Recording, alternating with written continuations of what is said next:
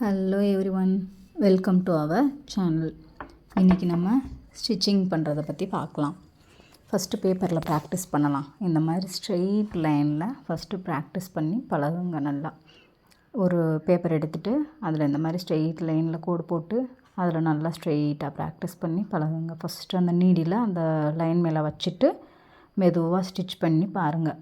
கரெக்டாக அந்த லைன் மேலேயே என்ன பண்ணணும், ஸ்டிச் பண்ணிவிட்டு வரணும். அதே மாதிரி இன்னொரு லைனை ட்ரை பண்ணுங்கள். கரெக்டாக அந்த லைன் மேலேயே தான் உங்கள் ஸ்டிச்சஸ் விழுகணும். அதில் கான்சன்ட்ரேட் பண்ணி நல்லா ஸ்டிச் பண்ணணும். இதே மாதிரி 2-3 லைன் நீங்கள் ப்ராக்டிஸ் பண்ணி பாருங்கள்.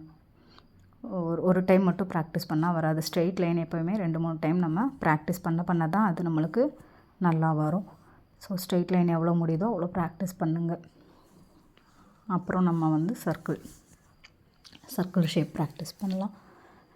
சர்க்கிள் ஷேப்புக்கு கரெக்டாக ஃபஸ்ட்டு ஒரு பிளேஸ் எடுத்து அதில் நீடில் நல்லா உள்ளே குத்துன மாதிரி வச்சுருங்க. இப்போ நான் போட்டிருக்க அந்த ஷேப்பெல்லாம் நீங்கள் ஒரு பேப்பரில் வரைஞ்சி அதில் நீங்கள் ஸ்டிச் பண்ணி ப்ராக்டிஸ் பண்ணிவிட்டு எனக்கு ஃபோட்டோஸ் அனுப்புங்க.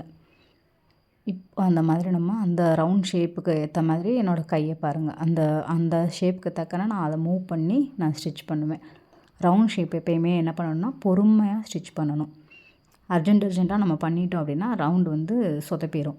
ஸோ எவ்வளோ தூரத்துக்கு பொறுமையாக பண்ண முடியுமோ அவ்வளோ தூரத்துக்கு நீங்கள் பொறுமையாக ஹேண்டில் பண்ணுங்கள்.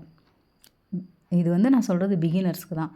உங்களுக்கு ஆல்ரெடி நல்லாவே தைக்க வருன்றவங்க எப்படினாலும் ஹேண்டில் பண்ணிக்கிடுவீங்க. ஸோ பிகினர்ஸால் அவ்வளோக்கு ஸ்பீட் கொடுத்து டக்குன்னு அந்த ரவுண்ட் ஷேப்பில் தைச்சிட்டு வர முடியாது. ஸோ பிகினர்ஸ் என்ன பண்ணுங்கள், ஸ்லோவாக மெதுவாகவே தைச்சி பழகுங்க. ஒன்றும் பிரச்சனை கிடையாது. நம்ம எவ்வளோ தூரத்துக்கு மெதுவாக தைச்சிட்டு ப்ராக்டிஸ் பண்ணுறோமோ அவ்வளோக்கு நம்மளுக்கு நல்லா ப்ராக்டிஸ் ஆகும். எடுத்த உடனே ஐயோ நான் ரொம்ப ஸ்லோவாக போகிறேன்னு சொல்லிட்டு நீங்கள் ஃபாஸ்ட்டாக பண்ணிட்டீங்க, ஆஃப் அண்ட் ஆஃப் பழகிட்டீங்கனாலே ஒன்றுமே பண்ண முடியாது. நீங்கள் பழகியே வேஸ்ட் ஆயிரும். ஸோ எவ்வளோக்கு மெதுவாக நீங்கள் ப்ராக்டிஸ் பண்ணி ஒரு விஷயத்தையே 2-3 டைமுக்கு மேலே நீங்கள் ப்ராக்டிஸ் பண்ணிக்கிட்டே இருக்கணும். நம்ம எவ்வளோ மோர் ப்ராக்டிஸ் பண்ணுறோமோ அவ்வளோ தூரத்துக்கு நம்ம என்ன பண்ணலாம், நெக்ஸ்ட்டு லெவல் ஈஸியாக போகலாம். இப்போ ஸ்டார்டிங் இதெல்லாம் ரொம்ப பேசிக்கான விஷயம். இதுக்கு நான் இவ்வளோ தூரத்துக்கு டைம் கொடுக்கணுமான்னு நீங்கள் நினச்சிங்க அப்படின்னா இதுக்கு மேலே வரக்கூடிய விஷயங்கள் உங்களால் ஃபினிஷிங்காக பர்ஃபெக்டாக பண்ண முடியாது. அந்த மாதிரி ஆகிடும். இப்போ இது இன்னொரு ஷேப்பு. இந்த கர்வ் ஷேப்பில் கொடுத்து நம்ம அப்படியே கரெக்டாக அந்த கர்வுக்கு தக்க இந்த கையை நம்ம அட்ஜஸ்ட் பண்ணி எடுத்துகிட்டு போய் நம்ம கர்வ் ஷேப்பு ஸ்டிச் பண்ணுறோம்.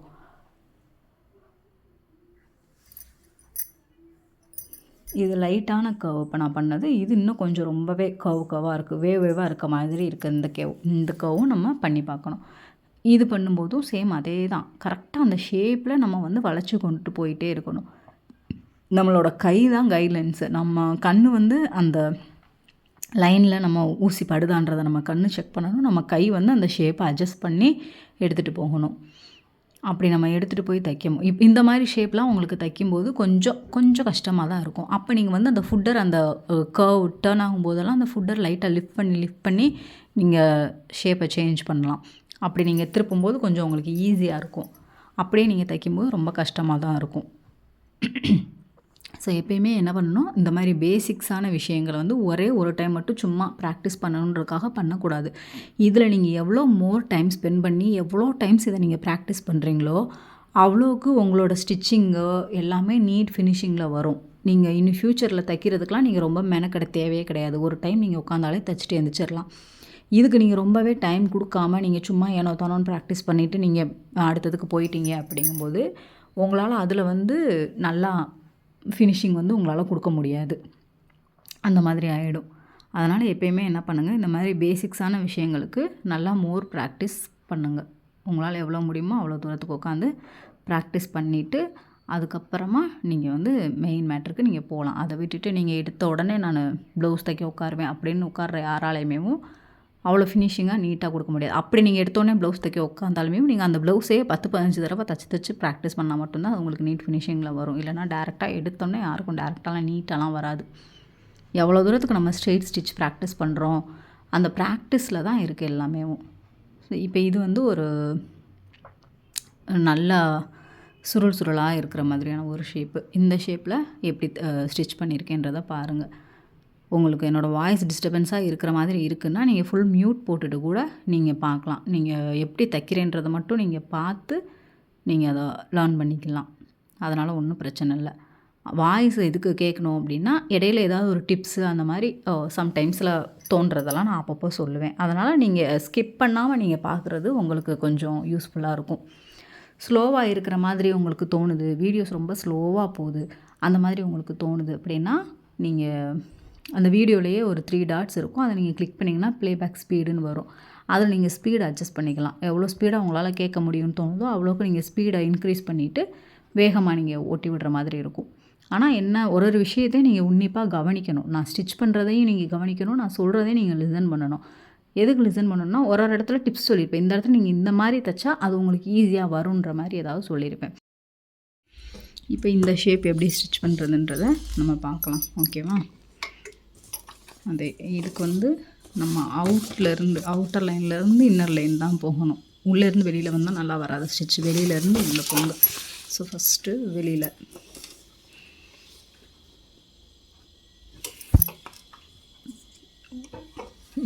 நல்லா செட் பண்ணிவிட்டு ஸ்டிச் பண்ண ஆரம்பிங்க. ரவுண்டு ஷேப்பு இந்த மாதிரி ஷேப்லாம் நம்ம ஸ்டிச் பண்ணும்போது நல்லா ஸ்லோவாக தைக்கணும். அப்படின்னா தான் கரெக்டாக அந்த ரவுண்ட் ஷேப் மேலேயும் நம்மளுக்கு தையல் கரெக்டாக விழும்.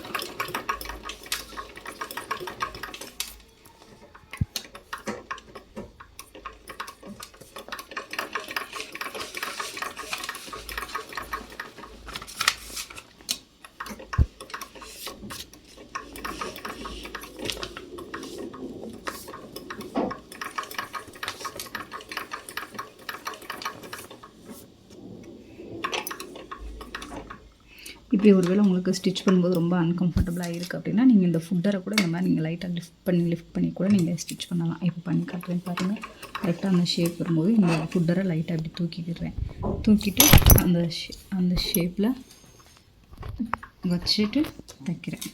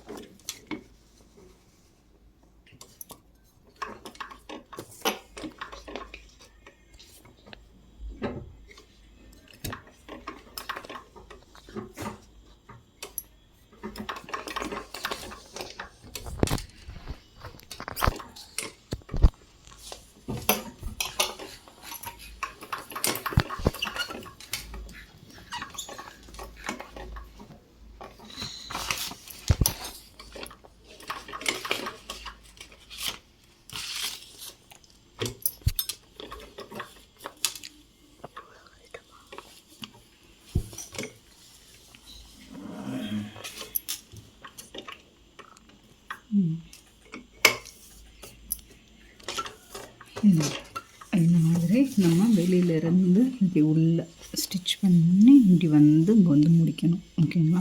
இந்த ஷேப் வரும்போது நான் பண்ணையில் அந்த மாதிரி ஃபுட்டரை நீங்கள் லிஃப்ட் பண்ணி ஸ்டிச் பண்ணால் மட்டும்தான் இந்த ஷேப்பில் கொஞ்சம் நீட்டாக வரும்.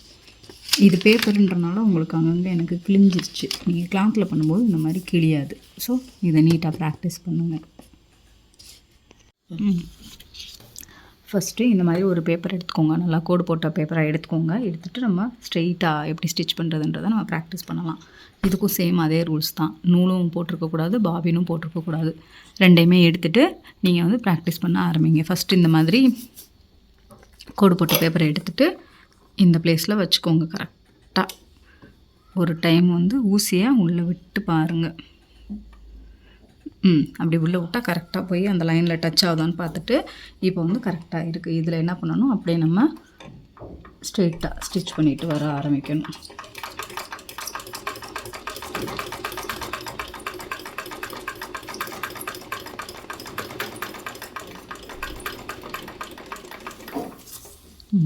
பார்த்திங்களா, அந்த அந்த லைன் மேலேயே ஸ்ட்ரெயிட்டாக ஸ்டிச் பண்ணியிருக்கேன்னா, ஸோ அதே மாதிரியும் இருக்குது. இந்த ஒரு பேப்பர் ஃபுல்லாக இருக்கிற எல்லா லைன்லேயுமே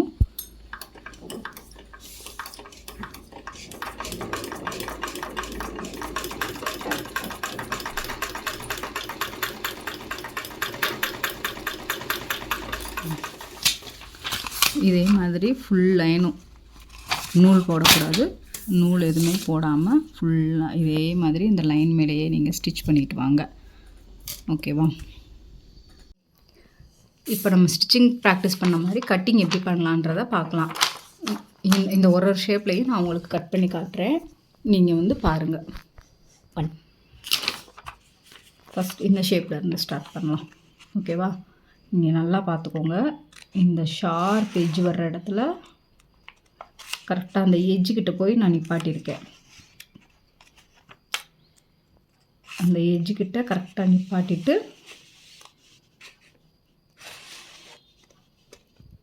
என்னோடய சிசர் வந்து கட் பண்ணி இந்த இடம் கொஞ்சம் ஒர்க் ஆகாது, அதனால் நான் இந்த இடத்த வச்சு கட் பண்ணுறேன். உங்களுக்கு இந்த பிளேஸ் ஒர்க் ஆகும்னா இந்த மாதிரி சின்ன ஷார்ப்பான எட்ஜஸை நீங்கள் இந்த பிளேஸை வச்சு நீங்கள் இப்படி கட் பண்ணிக்கலாம்.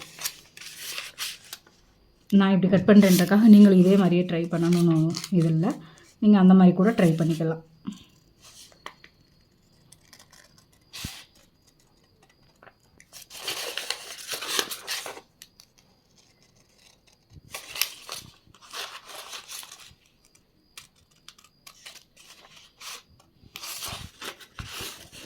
கரெக்டாக அந்த எட்ஜு எங்கே வரைக்கும் இருக்கும். இப்போ நம்ம ஸ்டிச் பண்ணும்போது எப்படி அந்த எட்ஜில் போய் கரெக்டாக நிப்பாட்டுவோமா ஷார்ப்பாக, அதே மாதிரி தான் நம்ம கட் பண்ணும்போதும் அந்த எட்ஜில் தான் நம்ம நிப்பாட்டணும். கரெக்டாக அந்த எட்ஜ் லைன் வரைக்கும் நம்ம போய் நிப்பாட்டினா மட்டும்தான் அந்த நெக்ஸ்ட்டு இந்த லைனை வந்து நம்ம இப்படி கட் பண்ண முடியும். இந்த எட்ஜில் நம்ம நிப்பாட்டலை அப்படின்னா நம்ம இந்த லைனை நம்ம கட் பண்ண முடியாது. இப்போ இதில் நான் அந்த எட்ஜு வரைக்கும் நான் போகலை, உங்களுக்கு தெரியுதா? இப்போ நான் இந்த இடத்துல கட் பண்ணேன்னா பாதியில் இங்கேருந்து தான் வரும், கரெக்டாக அந்த லைன் வரைக்கும் வராது. ஸோ அதுக்கப்புறம் நீங்கள் டர்ன் பண்ணி கட் பண்ணேன்.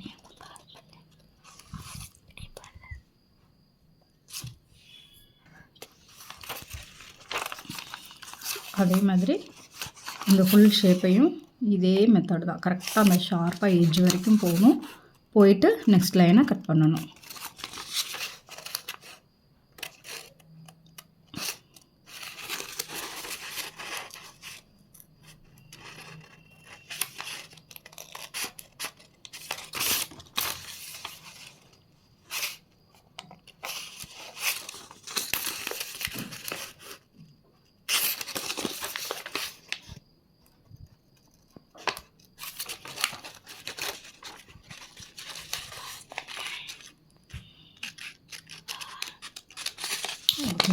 இந்த மாதிரி புரியுதா எப்படி கட் பண்ணணும்? இப்போ அதே மாதிரி நம்ம இந்த எல்லா ஷேப்பையும் நம்ம பார்க்கலாம் எப்படி கட் பண்ணுறதுன்னு சொல்லிட்டு. நீங்கள் இந்த சைட்லேருந்து கட் பண்ணிட்டு வந்தாலும் சரி, இல்லை இந்த சிசர் சிம்பிள் போட்டிருக்க சைட்லேருந்து கட் பண்ணாலும் சரி, அது உங்களோட விருப்பம். அது அப்படியே இருக்கட்டுமேன்ட்டு தான் நான் இந்த சைட்லேருந்து கட் பண்ணுறேன்.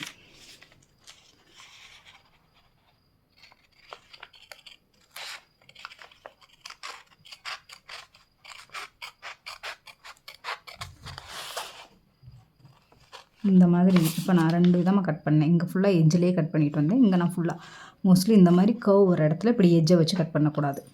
இந்த மாதிரி ஷார்ப்பான பிளேஸில் தான் எட்ஜு யூஸ் பண்ணணும். இந்த மாதிரி கர்வ் வர பிளேஸஸில் நீங்கள் நல்லா ஃபுல்லாக ஓப்பன் பண்ணிடணும். சிசரை ஃபுல்லாக ஓப்பன் பண்ணி அப்படியே ஒரே டர்னில் இப்படி டர்ன் பண்ணிடணும். அப்போ தான் அந்த ஷேப், அந்த கர்வ் ஷேப் வந்து உங்களுக்கு நல்லா நீட்டாக கிடைக்கும். நீங்கள் இது இப்படி ஃபுல்லாக ஓப்பன் பண்ணி இப்படி நீங்கள் டர்ன் பண்ணாமல் இப்படி இந்த இதை வச்சே நீங்கள் இப்படி கட் பண்ணிங்க அப்படின்னா ஒரு மாதிரி அந்த கட் பண்ண அந்த இது வந்து தெரியும், உங்கள் கட்டிங் மார்க் வந்து தெரியும் உங்களுக்கு. கரிச்சுன்னு கட் பண்ணுறோம்ல, ஸோ அந்த ஒரு மாதிரி கட்டிங் பிசுறாக தெரியும்.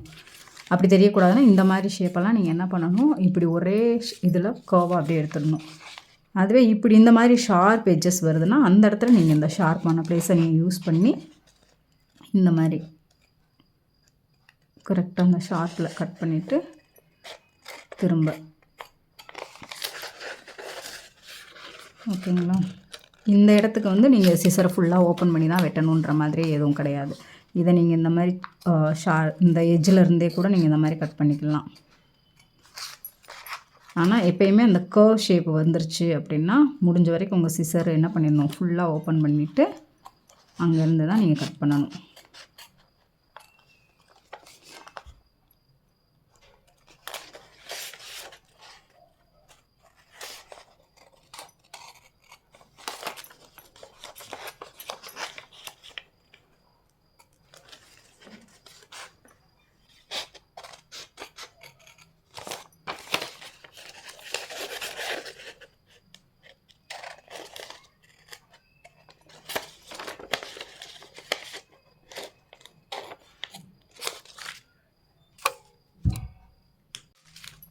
புரிஞ்சிச்சா? இப்போ இந்த ஷேப் எப்படி கட் பண்ணேன், இது எப்படி கட் பண்ணேன்ட்டு.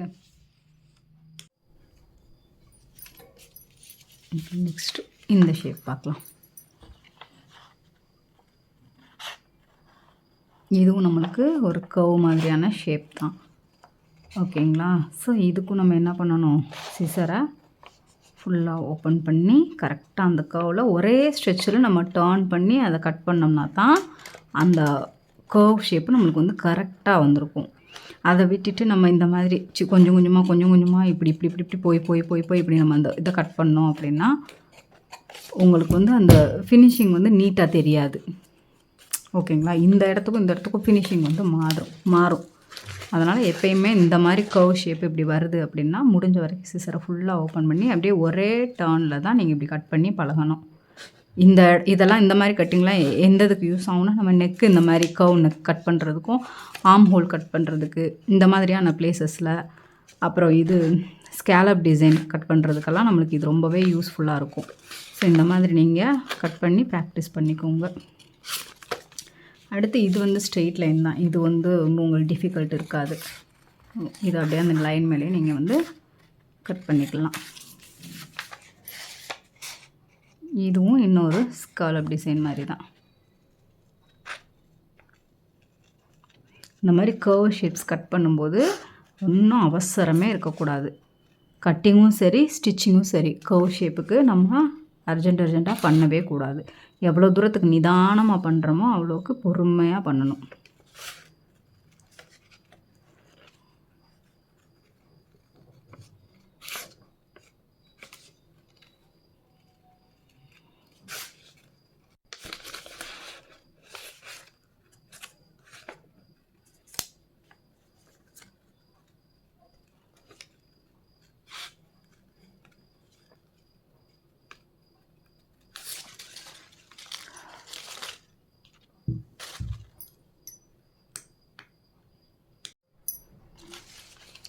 தெரியுதுங்களா?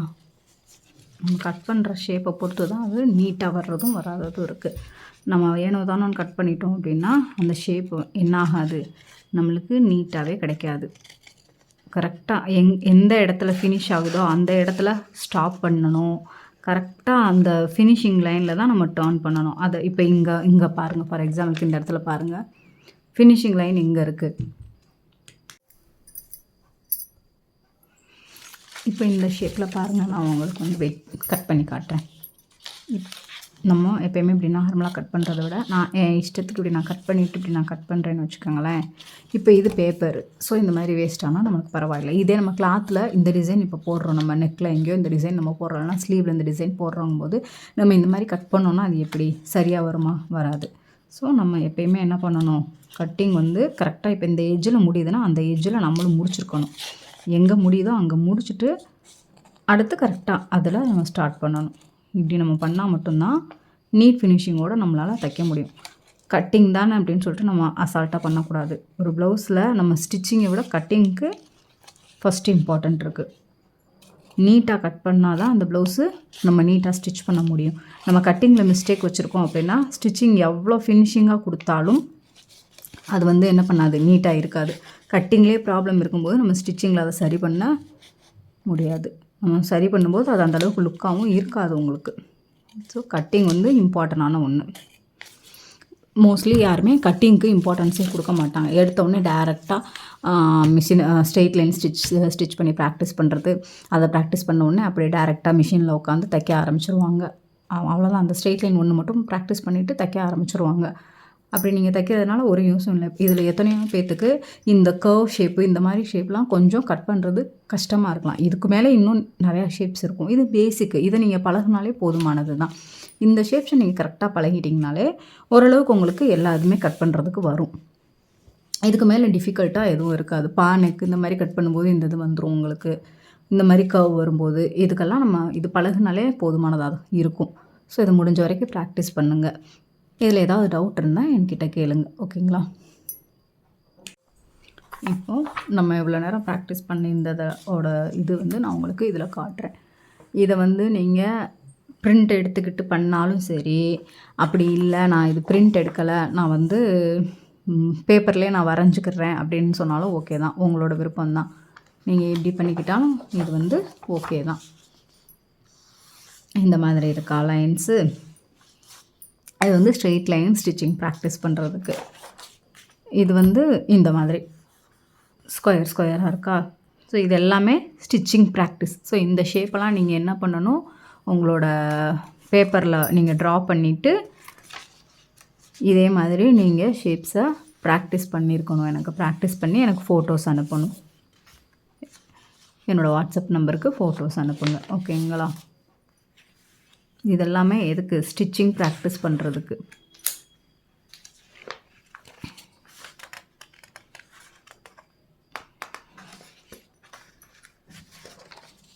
இது நம்ம இது வரைக்கும் பண்ணியிருந்த எல்லா ஷேப்புமே இதில் குட்டி குட்டியாக இருக்கும். அவ்வளோதான். இது எல்லாமே ஸ்டிச்சிங் ப்ராக்டிஸ்க்கு. இது மட்டும்தான் கட்டிங் ப்ராக்டிஸ். ஸோ இதை கட் பண்ணி ப்ராக்டிஸ் பண்ணிக்கோங்க. இது எல்லாமே எனக்கு ப்ராக்டிஸ் பண்ணிவிட்டு எனக்கு ஃபோட்டோஸ் சென்ட் பண்ணுங்கள். முடிஞ்ச வரைக்கும் கிளாத்லேயும் பண்ணிக்கோங்க. பேப்பர்லேயும் ஒரு தடவை பண்ணிவிட்டு கிளாத்லேயும் ஒரு தடவை பண்ணிடுங்க. உங்களுக்கு வந்து அப்புறம் ஈஸியாகிடும். அதுக்கடுத்து நீங்கள் ஸ்டிச் பண்ணுறதெல்லாம் உங்களுக்கு ஈஸியாக வரும். அதனால் இதை ப்ராக்டிஸ் பண்ணிவிட்டு எனக்கு அனுப்புங்க.